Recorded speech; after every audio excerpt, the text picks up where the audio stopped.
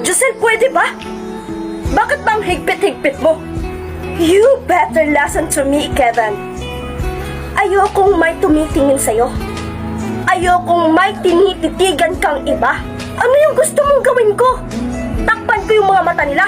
Takpan mo yung mata ko. Giselle naman, natural lang naman na may tinititigan ako. Ito ang tatandaan mo. Malaman-laman ko lang na may babae ka, na may iba ka. Hindi mo alam ang gagawin ko sa'yo. Ewan ko sa'yo. Kevin!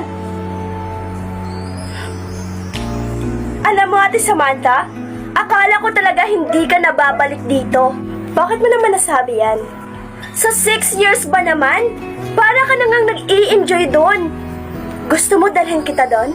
Pati si Mama? Oo naman. Si Ate Felicity, ate. Hindi na ba siya babalik dito? Babalik siya. Dito siya magpapasko. Excuse me. May nakita kayong lalaki na medyo matangkad? Naka-white? Sorry. Wala eh. Thank you. Have a nice day. Welcome! Full of hassle. Siya na nga itong nagtatanong, siya pa tong maldita.